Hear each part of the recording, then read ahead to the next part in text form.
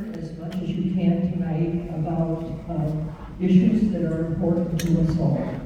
And now I'd like Sister Mary Leeds to begin with the panel.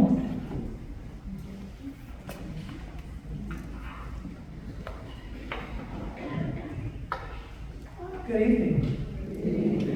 I'm pleased to be able to introduce tonight's panel. First, please welcome Alderwoman Jocasta Zamarripa. Throughout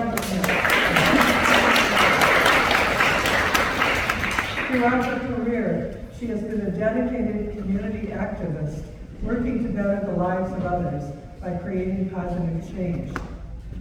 Alderwoman Zamarripa's public service career began in 2010 when she made history by becoming the first Latina elected to the Wisconsin State Legislature. She served in the legislature for 5 terms and then made history again by becoming the first Latina member of the Milwaukee Common Council. She is an advocate for her constituents, many of us here, on Milwaukee's Southside. Her priorities include fighting for equality for all people, supporting public education, creating family-supporting living wage jobs, and keeping our communities safe. Now, please welcome Captain Patrick Paget.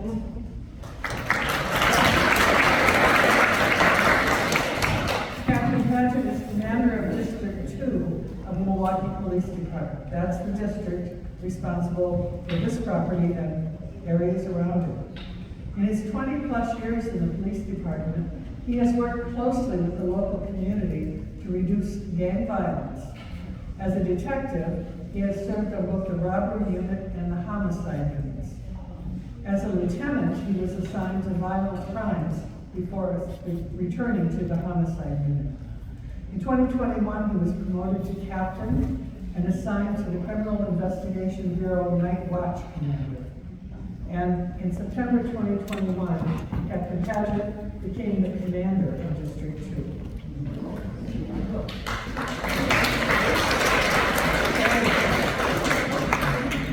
Please welcome also Joanna Bouch.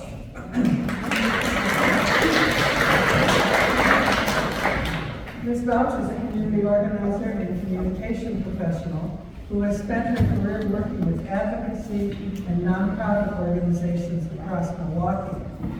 At present, she is the executive director of VIA Community Development Corporation, the neighborhood organization founded by the School Sisters of St. Francis more than 25 years ago to serve the Silver City, Burnham Park, and Layton Park neighborhoods. Again, our neighborhoods around here. With her colleagues at VIA, she works collectively and collaboratively to create a Milwaukee with healthy and equitable neighborhoods that empower all our people to rise and thrive together. She believes that we all desire to live in a place that nourishes us with a healthy and sustainable environment, equitable economic opportunities, and grassroots community leadership. Now, as a side note, Ms. Bouch is a sister of Alderwoman Zamarripa. So if there is a gene for community involvement, they will come.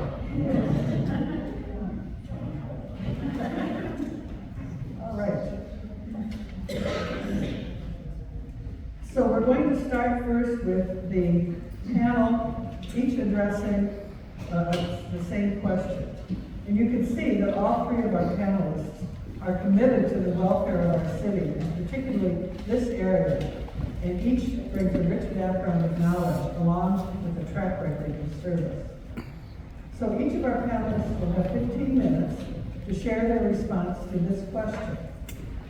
In your role, what issues related to violence in our neighborhood and in the city of Milwaukee are you trying to address, and how?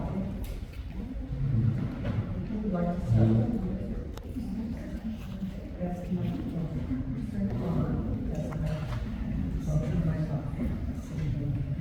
Hello, good evening. Thank you all for being here. This is a big question, but I think that what I'd like to do... Could you repeat the question? Yeah, I can repeat the question. Sorry. In your role, what issues issues related to violence in our neighborhood and the city of Milwaukee are you trying to address? Thank you. Yep.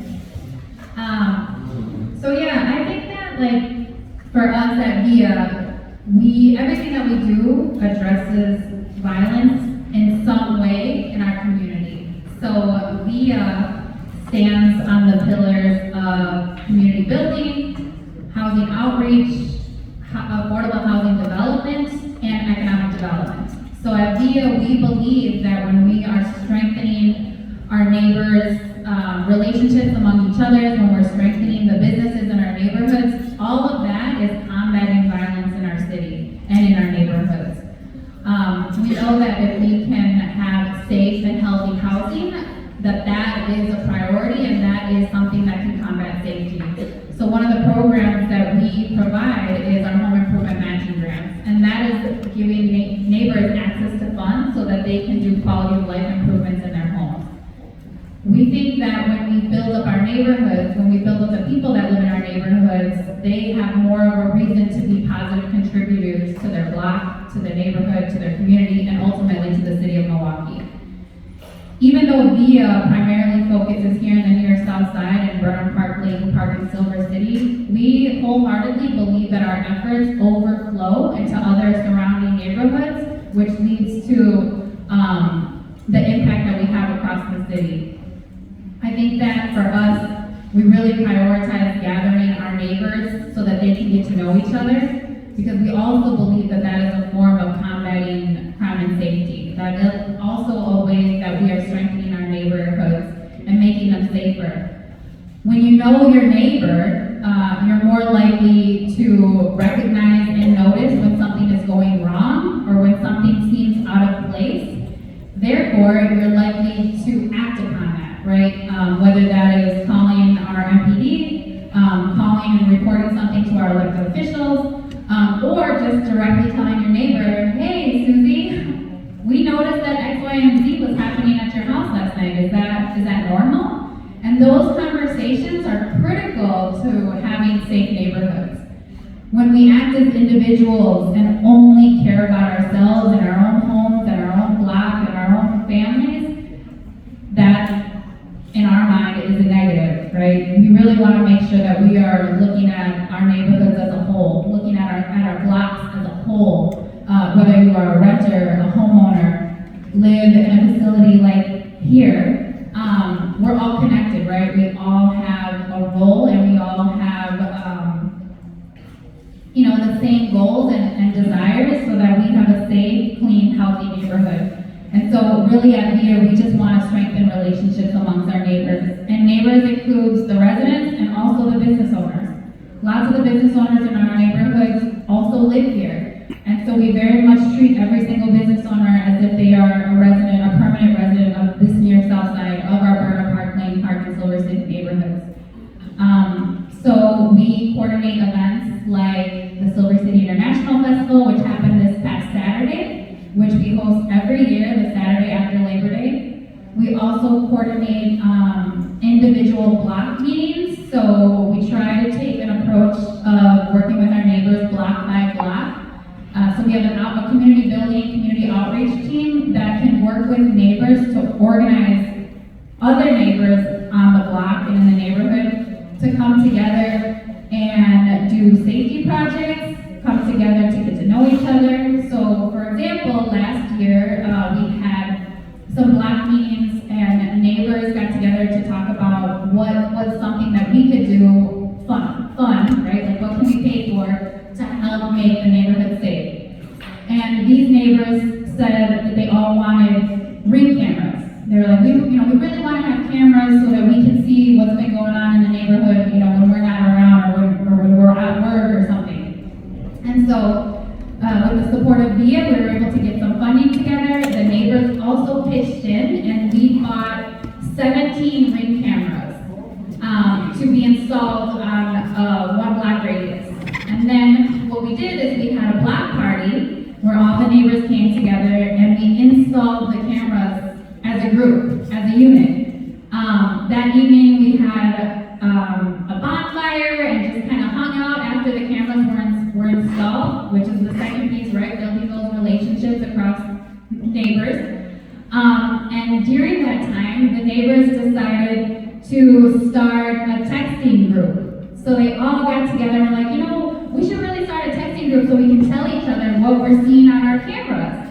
And those are the types of initiatives and actions that we want to help cultivate, right? Because at VIA, you know, we want to be here to do this work. We want to be here to support the neighbors. But what we really want to do is empower the neighbors to do this work independently. And so when one of the neighbors made the suggestion that we should start this texting group so that we can stay connected, so that they can stay connected, those are exactly the types of ideas that we try to spark when we're gathering with our neighbors to have conversations around crime and safety. I think that other stuff that we do is, of course, collaborate with MPD and with the Alderwoman's office. We coordinate neighborhood walks where we invite neighbors, our elected officials, and MPD and other members of city departments to take walks with us, block by block. We are able to have direct conversations, point out the things that we are concerned about, and they're there to listen to us. And I think that that's something that we really invest in making sure that we have close relationships with these folks, because we know that it's not just us that can accomplish this, right? It's not just our neighbors, it's not just the Alderwoman, it's not just MPD. It's all of our responsibility collectively. And so we definitely try to create those spaces so that we can have these conversations. We think that reporting incidents and concerns to your Alderwoman is very important.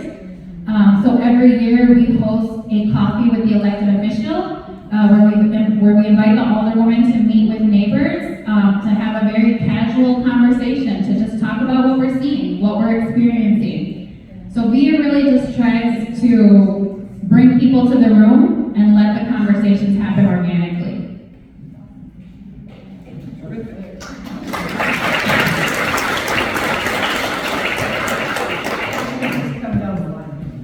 Well, I gotta follow that. Well, thank you, everybody. I'm Captain Patrick from District Number 2. I was very, very good executive director. So, us and bonds are a little bit different.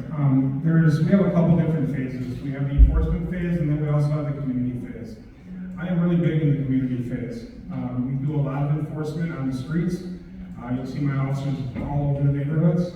But where I'm really strong is in our community phase. So since I've taken over District Number 2 about 2 years ago, we have upped our community events. We're in the community a lot, doing neighborhood walks. We're at schools, we've been at senior centers. We're anywhere and everywhere the community is asking for us to come to, we go. I do have 6 officers that work in my community liaison division. 4 of them are strictly community liaison officers, and then 2 are called CPU officers. They deal with our problem properties, our problem businesses, but they also come to community events also. So anybody here at any time wants us around, wants us to come to an event, wants us to come to a walk, please bring us or call us. We'll give our contact information. Regarding the enforcement part, I have added a few walking foot beats and bicycle beats to these areas right around here, 27th Street, Greenfield, National, and then also Lincoln Avenue. Our main 3 areas. I really feel that officers out on foot or on bicycles are more personable than the officers just driving around each spot. It gives everybody the opportunity to meet the officer. It gives a friendly face that everybody knows, and they can go to those officers with any of their problems. One thing that we do find is a lot of people don't call. And a lot of that is just because of the long wait times on our 911 system or on our non-911 system. But also they think, well, somebody else called, or this doesn't rise to the level of us calling the police. Please call. The more calls we get, the more resources we're allotted, and the more we know what's going on in the neighborhoods. If nobody's calling, we don't know what's going on. And I think that's very, very important. We stress that all the time. Please call. We do work in collaboration with both the Alder Office and VIA and other neighborhood groups, Safe and Sound, a lot of other groups in the area. We love getting out and doing events. Recently we did a senior quinceañera at UCC. It went really well. I'm not sure if you saw it on the news. It was a really great event. We've done neighborhood walks with Gia and the neighborhoods just around here. And it's just really good getting out and talking to people, getting to see the neighbors, at their best. When we get to see people, they're calling us for problems or things that are going on. And usually it's their worst day. But getting out and seeing people on their best day is also good. It helps the interaction and it builds the trust in the police department. Over the years, we have taken a hit in our trust, and we are trying to build that every day. And my officers, myself, we're out there, we're talking to the community, we're making sure we're in those schools talking to those young children, and just letting everybody know that they can be comfortable with the police. Here on the Southside, we're unique. We've got people from all kinds of different cultures here on the Southside. In a lot of different countries, policing is a lot different than it is here in America. Some of the people from some of the countries, they're scared of the police. And it's just from their experience that they might have had in their country. So we've reached out to a lot of the newer immigrants that are coming into town. We're trying to reach out to the Nicaraguan community, which is really big right now. And we're just trying to let everybody know that we're here for them. We're here to protect our community and them. Thank you.